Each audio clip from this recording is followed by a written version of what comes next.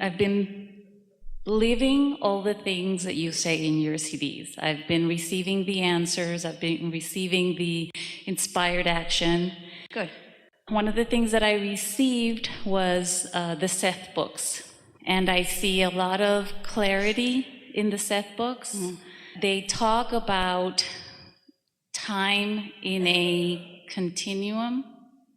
And they talk about, I wrote it down because it's hard for me to remember, about alternate realities and the probable systems of reality, and how we can, through dream experiences, get to know ourselves better, kind of achieve through these dreams. Well, you're talking about a lot of things. Each of them would take an hour or more to fill out. So what do you want to talk about?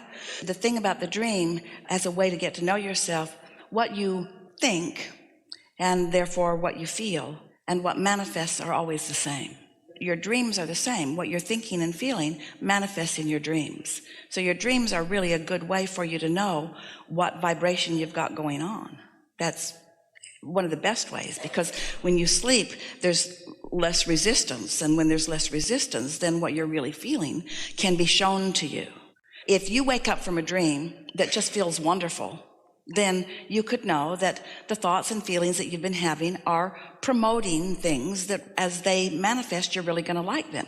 But if you wake up from a dream that is unsettling, then you can know that the thoughts that you usually think and the way you feel about it is perpetuating something that as it comes into greater manifestation, you're not going to like it.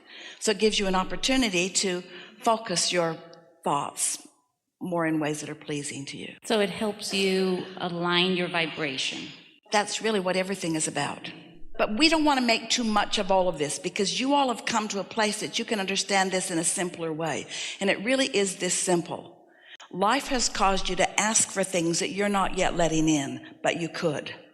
And if you would stop focusing so completely on things as they are, you could let the new and improved in a lot easier. And those alternate realities that Seth talked about are all about different versions of that. It's so much simpler when you explain it. It seems very simple when you explain it. And I got a bit confused when I was listening to Seth, because it seemed like there was more going on in the dream, that you could go places and find through these journeys that you do and go through reincarnations, go through alternate realities and get answers. And your version seems way more simpler. Well, after thousands and thousands and thousands and thousands and thousands and thousands and thousands and thousands of hours of conversation with all of you, the message that Seth is offering, while every bit of it is still valid, is coming to an easier and clearer place of understanding it. Jerry brought those Seth books to Esther early on, before they came into contact with us. And as Jerry would read them to Esther, she would feel some resonance with it without even understanding why. Seth was someone who Jane Roberts received in a similar way to the way Esther is receiving Abraham. But humans want to complicate things in unnecessary ways. We think you like the drama of it a little bit. If you've been listening to us for a while, if you were to read the Seth material, you would find much of it in complete resonance with what we're talking about. But this is the different emphasis that we are placing here and now that wasn't focused through that particular body of work at the time that it was written. This is the specific focus that is different. You are a now creator. And you have a partner in creation who is your inner being. And you are here focused upon this leading edge. And this is where all of the power and purpose really is. And all that is that will come here and focus with you here. And so, of course, you can focus upon anything that is exhilarating and meaningful to you, but this is where your power is. And this is the realm where you are gathering the contrasting experiences. This is what is producing desire within you. This is the evolutionary root of your experience. And what you're setting forth vibrationally is in the process of coming about. And a lot of the other conversations were mostly pointed toward helping you to accept the vibrational nature of your universe and the power of your thought and the longevity of your existence and the eternalness of your being. But Jerry was a summoner of Abraham, and Esther was the allower of Abraham. Jerry wanted practical information that would help people in their now live happier lives. He wasn't so interested in exploring alternate realities or knowing things about past lives. And the reason that he felt such strong resonance in that is because your inner being isn't interested in that too. Jane was. Jane was so interested in all of that. So she was gathering all kinds of things to satisfy those questions that she had long gathered up, you see.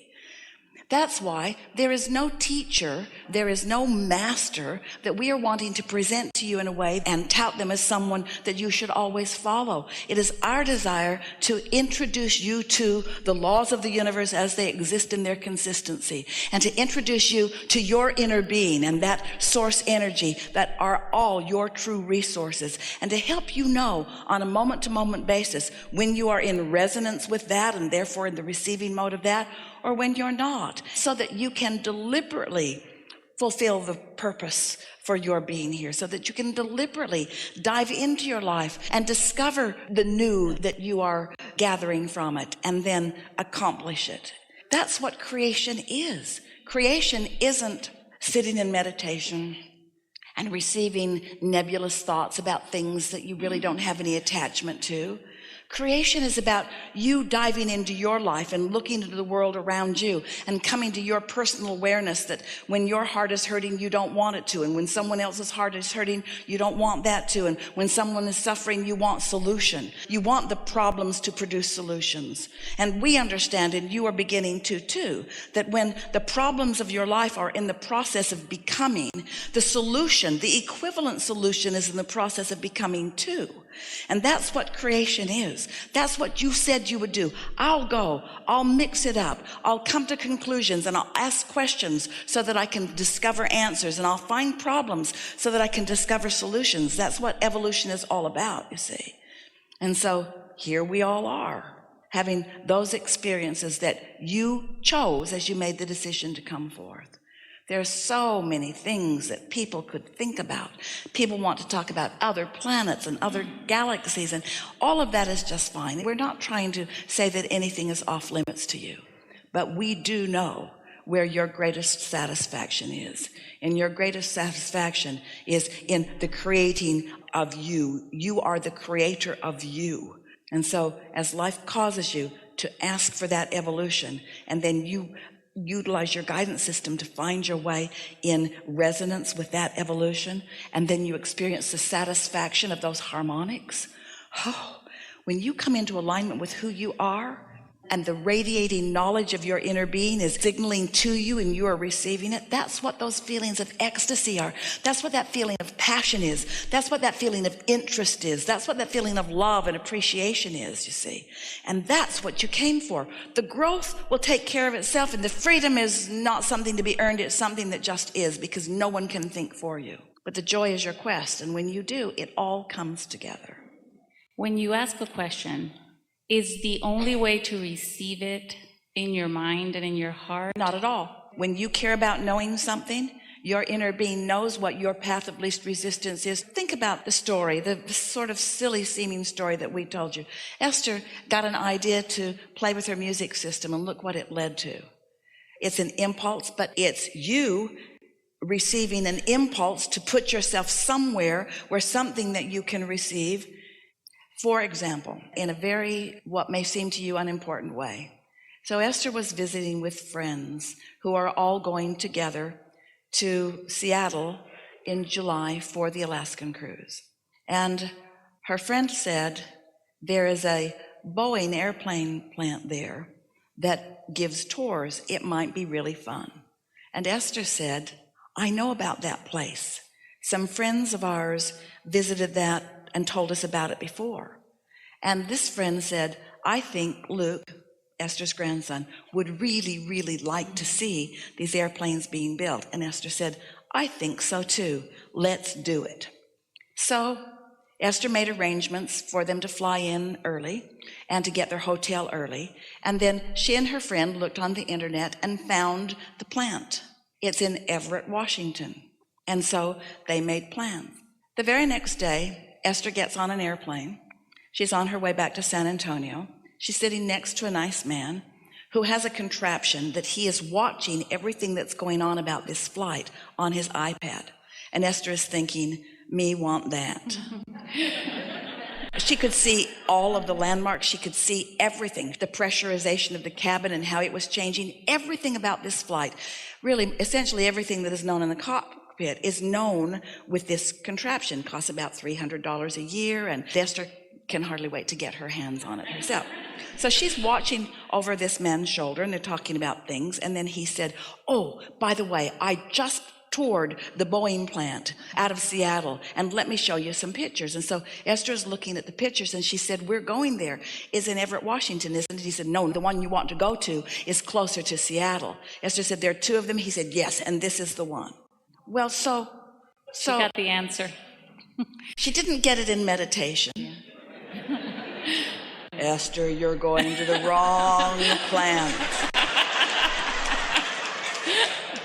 If you will stop eating candy and meditate more often, you will hear us more clearly. Whatever you want is coming to you. It's coming to you through the path of least resistance, you see. And so there it was, right there, and so much more. She made so many notes of so many things in San Antonio that are pleasing to her that this person has already experienced. He was a wealth of information. She didn't say this to him because she didn't talk about Abraham. She didn't talk about law of attraction. She just totally enjoyed the conversation she was having with him. But she thought, you've been inside my vortex and you've seen all the things that are hot and highlighted right now, and you've come with a list of answers of what's in my vortex. It was uncanny how much this one person knew. This one person who at the very last minute was assigned the seat next to Esther. At the very last minute. At the very, very, very last minute. Because what's active in you, the things that are active in you, your inner being knows the things that are active in everybody else. So if you are moving about with ease and flow rather than rigidly, no, we're going to this one because Google told us to go there. Did you get what we mean? Yes. It comes to you in any way that you will let it in. It comes through the path of least resistance. And what is the path of least resistance? It's the path around the belief obstacles that are in your way. All resistance is caused by your beliefs, but it doesn't matter because your inner being knows what you believe about everything and what you desire about everything, and your inner being will lead you around your beliefs to what you desire, to the whole that you are. Did you get that? That was really big. Path of least resistance and path of most allowance are the same thing. It's the same thing. You have said in videos that every thought has already been thought. What we have said is, every thought that has ever been thought still exists. We did not say every thought has been thought. Otherwise, yeah. What more is there? Yeah, you're right. I want to write a book about going within and that being the way to all the answers. What's in there? Within? Going to my gizzard. Just becoming one with your inner being or allowing. Meaning that source is within you. Exactly. But source is everywhere. And of course, source is coming to you. And so you can let that into your consciousness, into your awareness, into your power. Yes. And I meditate. One of the reasons why I meditate is because I want to get an allowance with everything, and that's in my vortex. Well, that's kind of driving it a little bit. Yeah. Don't meditate to make things happen. Meditate because it feels good. Meditate because you want to chill. Meditate because you want to release resistance. Meditate because you want to relax into your well-being. Meditate because you want to line up with all of that. But when you meditate with the ulterior motive of getting faster to where you want to be, now you're introducing all of those beliefs that have been hindering you for a long time. You're introducing them to this process too. I'm aware of that I shouldn't do that. My concern is that I don't want to feel like I'm plagiarizing. I feel that everything has already been said about this subject that I'm so impassioned about. Today, all kinds of new things have been said. When you tune into Source and it's flowing through you and through your processes, when Source guides you to some experience and you write about your experience, you're not plagiarizing, you're writing about your experience. You don't want to channel Esther's website. No. Or anyone else's. Here's our desire for you. Our desire is that through your interaction with us, that you find resonance with who you truly are, and then that you express through your format to the world.